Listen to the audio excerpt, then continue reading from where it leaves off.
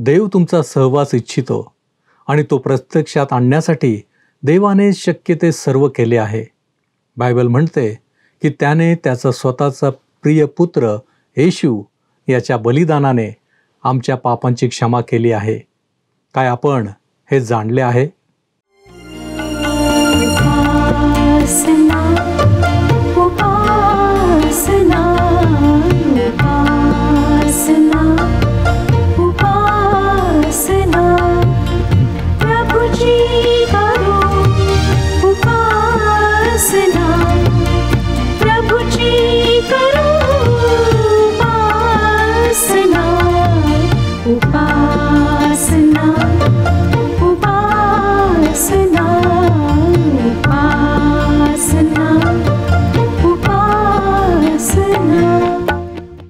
प्रभू येशू ख्रिस्ताच्या मधुर नावात आपणास सलाम. उपासना कार्यक्रमामध्ये आपले हार्दिक स्वागत. प्रियांनो, आपले जीवन कसे असावे याचा विचार प्रत्येक जण करीत असतो. भौतिक सुखाच्या मागे लागताना जीवनामध्ये अनेक वेळा अडचणी आणि त्रासांना सामोरे जावे लागते. त्यामुळे आपल्या जीवनाचे सर्व गणित चुकत आहे की काय असे वाटते. मग असं जर आहे तर सर्वसाधारण मनुष्याने काय करावे? नेमके याचेच उत्तर आपण आजच्या अध्ययनात पाहणार आहोत. तर मग चला प्रियांनो, आपण आपल्या अध्ययनाची सुरुवात करूया. श्रोत्यांनो, आता आपण 61व्या स्तोत्राचा अभ्यास करूया. हे स्तोत्र देवभिरू लोकांचा धावा आणि त्यांचा विश्वास व्यक्त करते. 61 पासून 68 या स्तोत्रांचा एक छोटासा विभाग आपल्याला करता येईल, कारण या 8ही स्तोत्रांमध्ये देवाच्या लोकांचा देवावरचा स्थिर व दृढ विश्वास व्यक्त झालेला आहे. या स्तोत्रांमध्ये काही ठिकाणी प्रभू येशूचेही वर्णन आढळते. 61वे स्तोत्र दाविदाने केलेली एक सुंदर प्रार्थना आहे. मला वाटतं की या प्रार्थनेची आपण आपल्या रोजच्या प्रार्थनेशी तुलना करून पाहायला हवी. प्रत्येक महिन्याच्या सुरुवातीला पगार झाल्यानंतर आपणापैकी अनेक जण किराणा मालाची यादी घेऊन वाण्याकडे जातात. वाणी त्याची वही व पेन घेऊन बसतो आणि आपण त्याला आपल्या वस्तूंची यादी देतो. त्याने एक एक करीत या वस्तू द्याव्यात ही साहजिकच आपली अपेक्षा असते. जेव्हा श्रोत्यांनो, आम्ही प्रार्थनेच्या निमित्ताने देवाजवळ येतो तेव्हा अशीच मागण्यांची यादी आम्ही परमेश्वरासमोर सादर करतो. ती यादी देऊन झाली की आमचा व परमेश्वराचा संबंध जणू काही संपतो. पुन्हा दुसऱ्यांदा प्रार्थना करेपर्यंत आम्हाला परमेश्वराची बऱ्याचदा आठवणही राहत नाही. ही असल्या प्रकारची प्रार्थना श्रोत्यांनो खरी प्रार्थना नाही. खरी प्रार्थना अंतःकरणातून येते. ती देव कोण आहे, कसा आहे याचे भान ठेवते. आता 61व्या स्तोत्रात आणि नंतरच्या काही स्तोत्रांमध्ये आपण दाविदाच्या या सुंदर प्रार्थना अभ्यासणार आहोत. 61व्या स्तोत्राची पहिली 2 वचने वाचूया. हे देवा, माझा धावा ऐक, माझ्या प्रार्थनेकडे लक्ष दे. माझे मन व्याकुळ झाले असता दिगंतापासूनही मी तुझा धावा करीतो. जो खडक मला दुर्गम आहे त्यावर मला ने. कधी आपणाला प्रार्थना करीत असताना असे वाटले आहे का की देव वरती स्वर्गात आहे आणि आम्ही खाली पृथ्वीवर आहोत?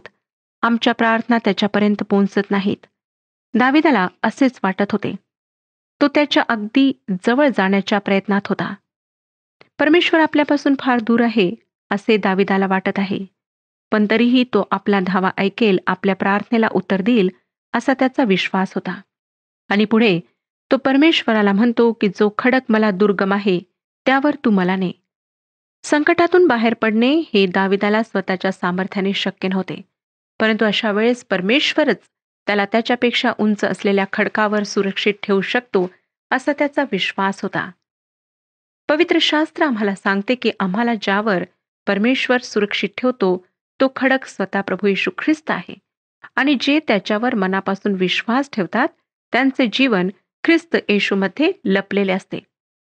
करिंथकरास पहिले पत्र 10 अध्याय 4 वचन सांगतं, आणि ते सर्व तेच आध्यात्मिक पाणी प्याले, कारण ते आपल्या मागे चालणाऱ्या आध्यात्मिक खडकातून पीत होते.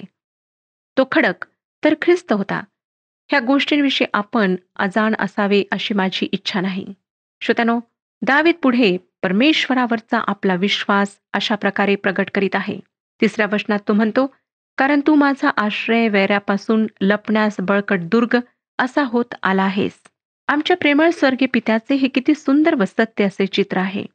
वादळांपासून संरक्षण करणारा तो आमचा आश्रय आहे आणि शत्रूंपासून आमचा बचाव करणारा तो आमचा बळकट दुर्ग आहे.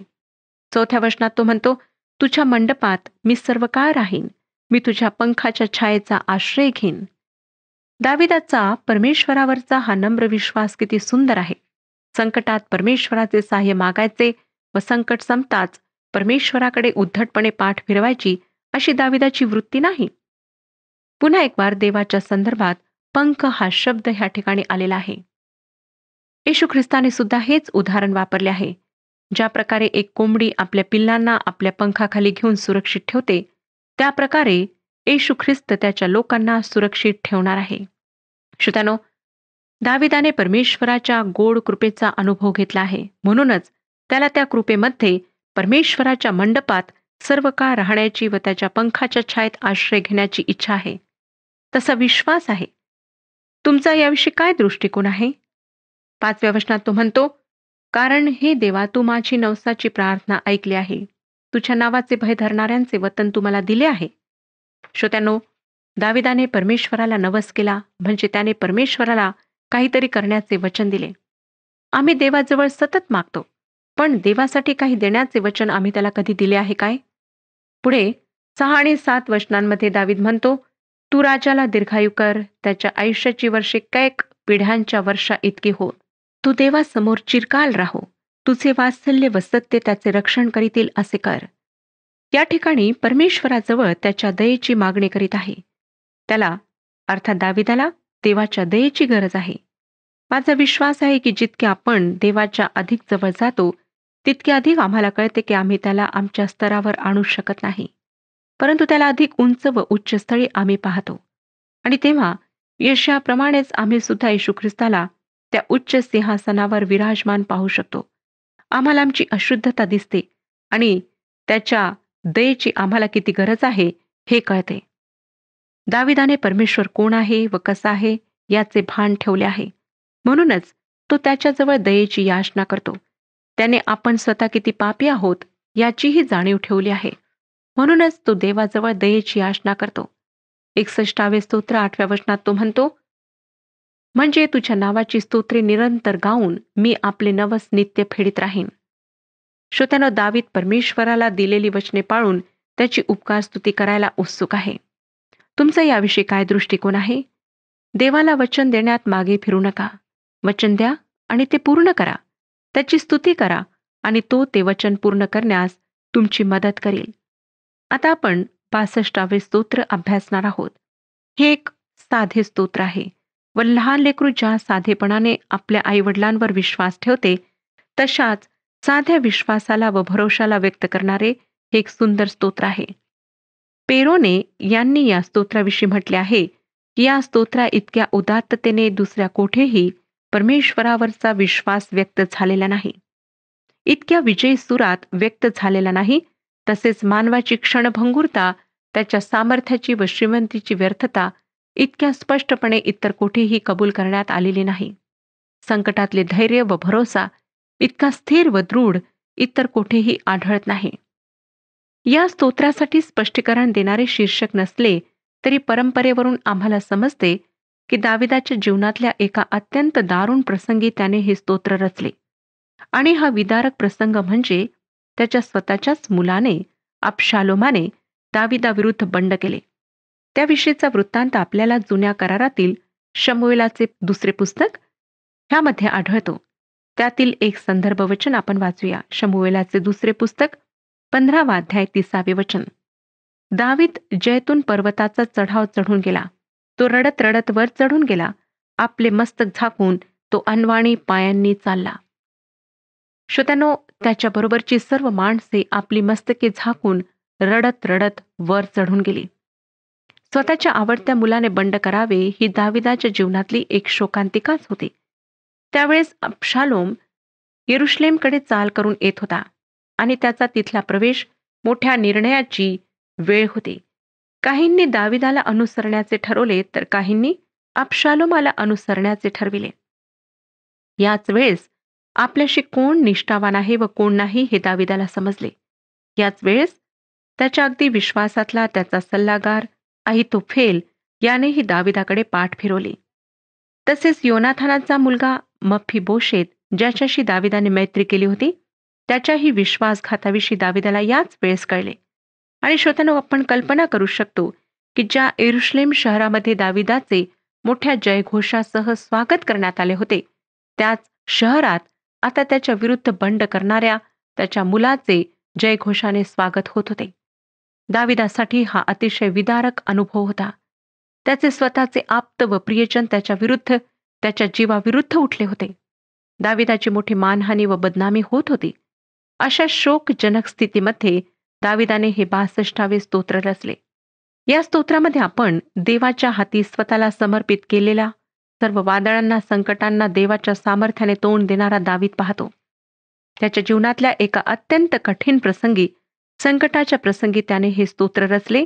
आणि नवलाची गोष्ट ही आहे की या संपूर्ण स्तोत्रामध्ये कोठेही निराशेचा सूर नाही, भीती नाही, दुःखाची छटा नाही की कटुपणा नाही, तर तो तारणाविषयी गात आहे. आशेने भरलेले हे त्याचे गीत आहे. पहिले वचन वाचूया. माझा जीव केवळ देवावर भिस्त टाकून स्वस्थ राहिला आहे, त्याच्यापासून मला तारण प्राप्ती होते. शक्य आहे श्रोत्यानो की यावेळेस तू देवावर भरोसा ठेव आणि यरुश्लेम सोडून तू जाऊ नकोस, असा सल्ला देणारे लोक दाविदाच्या अवतीभोवती होते. परंतु दाविदाने त्यांचा सल्ला मानला नसावा, कारण त्याची सर्व भिस्त देवावर होती.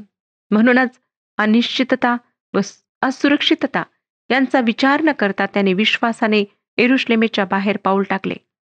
दुसऱ्यांना हे कृत्य कदाचित त्याच्या पराभवाचे चिन्ह वाटले असेल, पण दाविदाकरिता ते विश्वासाचे पाऊल होते. हा विश्वास त्याला देवापासूनच मिळाला होता. पुढे तो दुसऱ्या वचनात काय म्हणतो पहा. तोच केवळ माझा खडक, तोच माझे तारण आहे, तोच माझा उंच गड आहे, मी सहसा ढळणार नाही. या स्तोत्राचे हे मध्यवर्ती सत्य आहे. हे दाविदाच्या जीवनाचेही मध्यवर्ती सत्य आहे. आणि याच कारणामुळे तो सर्व संकटांवर मात करू शकला. एवढेच नाही, तर तो इतर लोकांपेक्षा वेगळा व भव्य व्यक्तिमत्वाचा असा आम्हाला दिसतो. आज आम्हीही दाविदासारखे विजयी ख्रिस्ती जीवन जगू शकतो, जर आम्ही येशू ख्रिस्ताला आमचा वैयक्तिक तारणारा म्हणून स्वीकारले आहे व त्याच्यावर विश्वास ठेवून त्याच्या आज्ञांना अनुसरून आम्ही चालतो, तर निश्चितच आमचे जीवन ख्रिस्त येशूमध्ये लपलेले आहे. आणि अशा विश्वासणाऱ्याला उद्देशून प्रेषित पौल रोमकारास पत्र 8 अध्याय 31 आणि 37 वचनात म्हणतो. रोमकारास पत्र 8 अध्याय 31 आणि 37 वचन. जर देव आम्हास अनुकूल, तर आम्हास प्रतिकूल कोण? आणि ज्याने आम्हावर प्रीती केली त्याच्या योगे या सर्व गोष्टीत आपण महाविजयी ठरतो. जो दाविदाला आश्रय देऊन संकटसमयी त्याचे सहाय्य करणारा प्रभू परमेश्वर होता, तोच आमचाही प्रभू परमेश्वर आहे व आम्ही त्याच्याजवळ त्याचा पुत्र येशू ख्रिस्त याच्याद्वारे जे मागू ते देण्यास तो सर्वदा तयार आहे.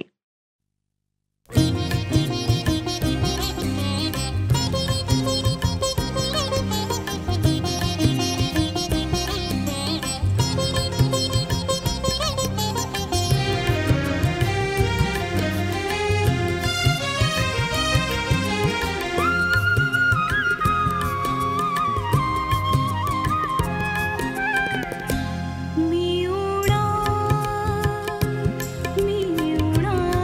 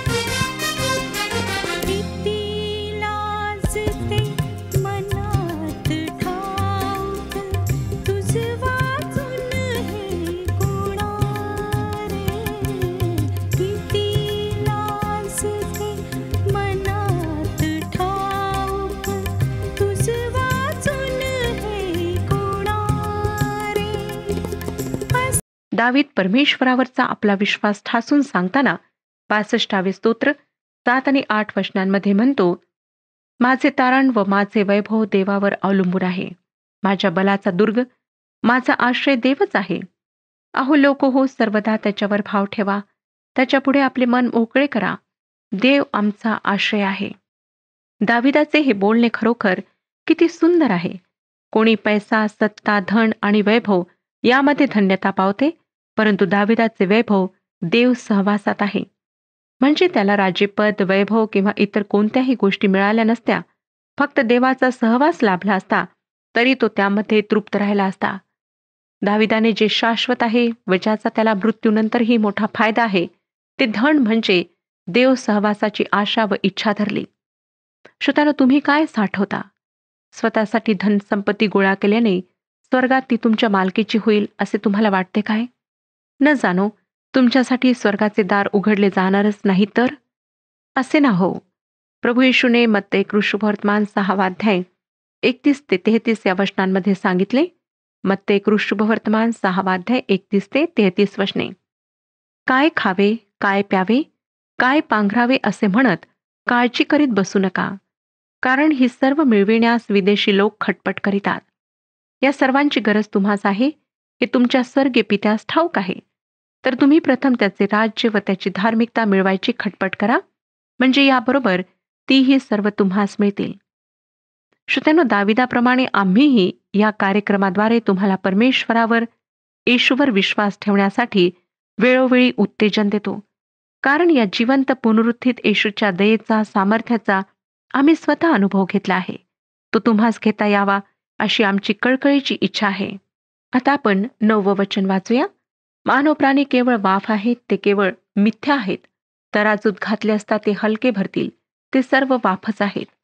श्रोत्यानो, मानवाचे सामर्थ्य किंवा त्याचा अशक्तपणा, त्याचे धन आणि वैभव किंवा त्याचे दारिद्र्य, ह्या गोष्टी कवडीमोल आहेत.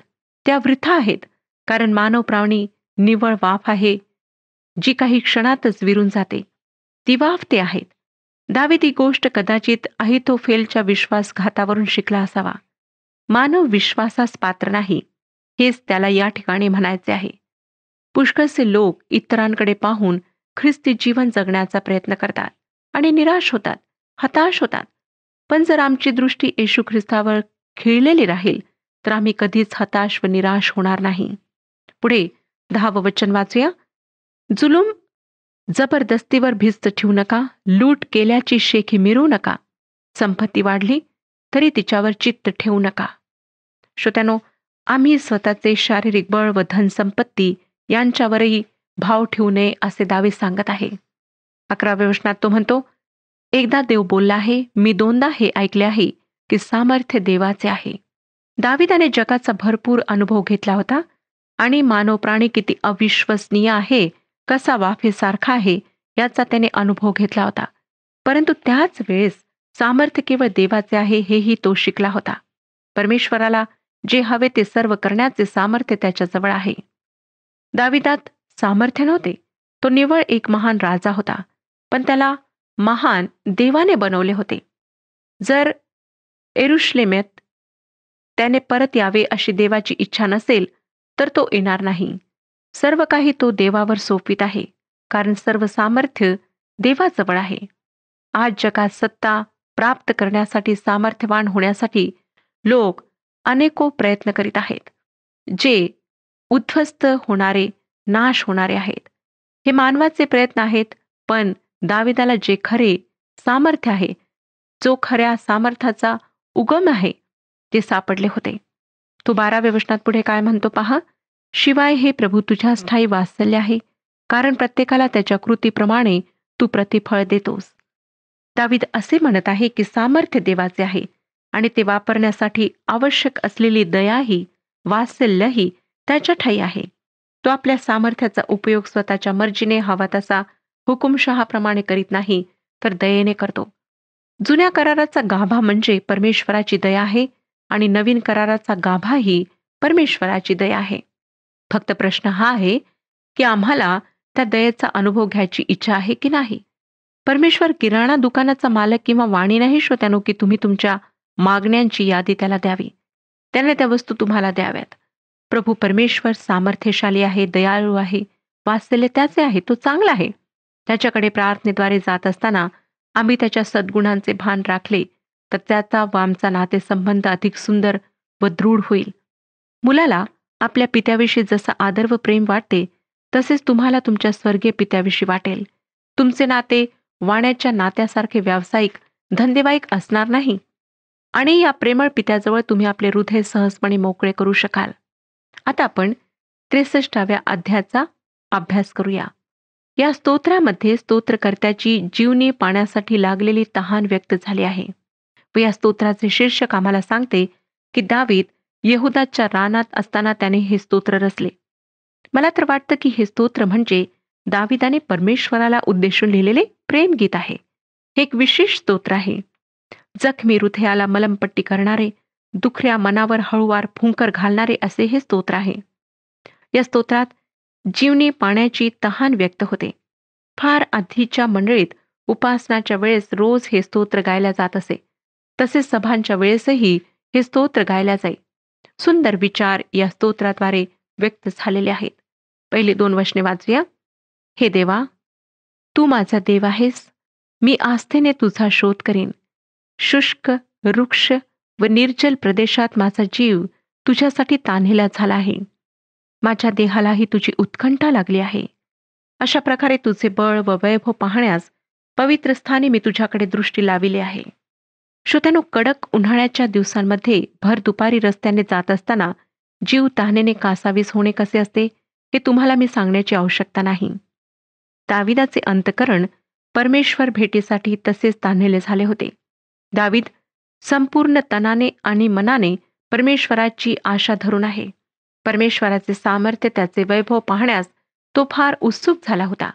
परमेश्वरावर एवढे प्रेम करणारे अनेक संतजन आमच्याही काळात, आमच्याही जगात आहेत. श्रोत्यानो, हे सर्व परमेश्वराच्या समक्षतेत चालणारे पवित्र जन दाविदाच्या अनुभवातून निश्चित केले. तुमचे परमेश्वराबरोबरचे नाते कसे आहे? तुमच्या व देवामध्ये कितपत जवळीक व कितपत दुरावा आहे? मोहळातून पाझरणाऱ्या मधापेक्षाही मधुर असलेल्या या प्रभुदेवाच्या प्रीतीचा अनुभव घ्यावा असे तुम्हाला वाटत नाही काय? नंतर तो 63 अध्याय 3 आणि 4 वचनात काय म्हणतो पहा. तुझे वात्सल्य जीवनाहून उत्तम आहे. माझे ओठ तुझे स्तवन करीतील. मी जिवंत आहे तोपर्यंत तुझा धन्यवाद असाच करीन. तुझ्या नावाने मी आपले हात उभारेन. दाविदाला परमेश्वराच्या वात्सल्याचा अनुभव प्रत्यक्ष जीवनापासून उत्तम वाटतो. त्याला जीवनातल्या सुखापेक्षा परमेश्वराचे वात्सल्य, त्याची प्रेमदया, त्याची कृपा अधिक हवीशी वाटते. आणि तो पुढे 5व्या वचनात काय म्हणतो पहा. 63 अध्याय 5वे वचन. मज्जेने व मेदाने व्हावा तसा माझा जीव तृप्त होईल आणि माझे मुख हर्षभरीत होऊन तुझे स्तवन करेल. उत्तम व शक्ती देणाऱ्या भोजनापेक्षाही परमेश्वराचा सहवास तृप्ती देणारा आहे असेच तो ह्या ठिकाणी म्हणत आहे. 6वे आणि 7वे वचन. मी रात्री आपल्या अंथरुणावर पडून तुझे स्मरण करीतो व प्रहरी तुझे ध्यान करीत असता, कारण तू माझे सहाय्य होत आला आहेस. म्हणून तुझ्या पंखाच्या सावलीत मी आनंद करीन. दावीद रात्री अंथरुणावर पडल्यावरही परमेश्वराचे स्मरण करीत असे.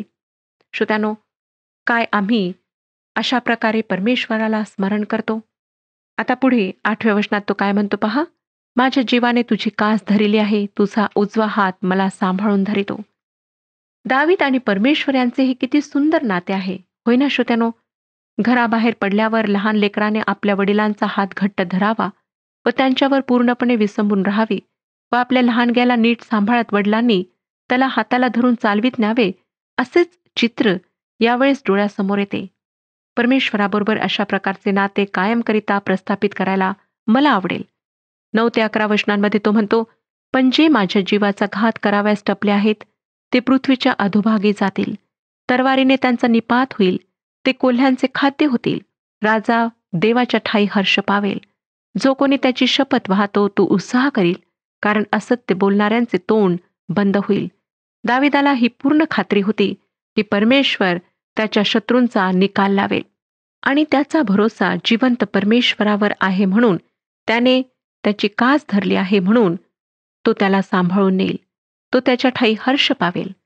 श्रोत्यानो, काय आपण परमेश्वरामध्ये आनंदित आहात?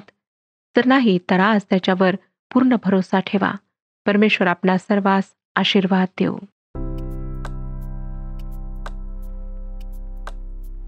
मागील कार्यक्रमातील प्रश्नाचे उत्तर आहे बी. स्तोत्र 58 हे दाविदाने आपल्या शत्रूविरुद्ध केलेली शापदायी प्रार्थना आहे. आजचा प्रश्न, जुन्या व नवीन करारांचा गाभा काय आहे? ए. मनुष्याचे पाप, बी. देवाचे सहाय्य, सी. देवाचे सामर्थ्य, डी. देवाची दया.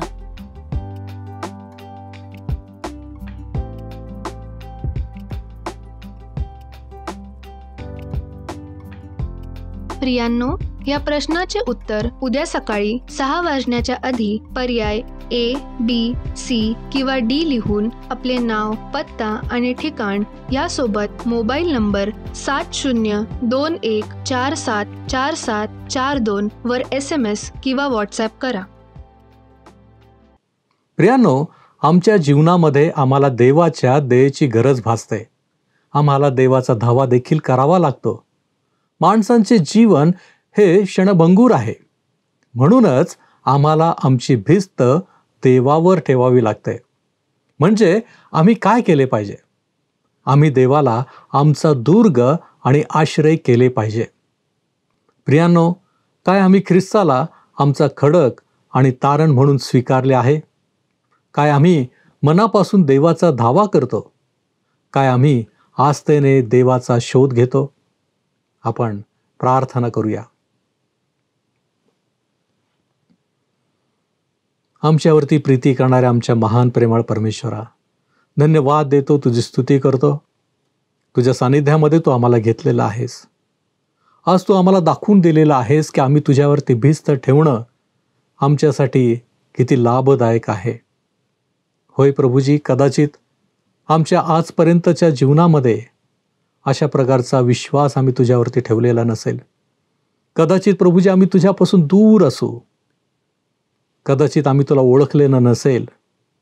आज आमची विनंती आहे, आमची प्रार्थना आहे, आजच्या वचनांच्या द्वारे प्रभूजी आमचं अंतःकरण तू बदल.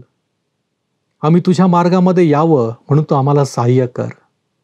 आणि प्रभूजी, जे तू आशीर्वाद तू आम्हाला देऊ करत आहेस ते विपुलतेनं आमच्या जीवनामध्ये आम्हाला लाभावे, यासाठी तुझं सहाय्य आम्हाला हवं आहे.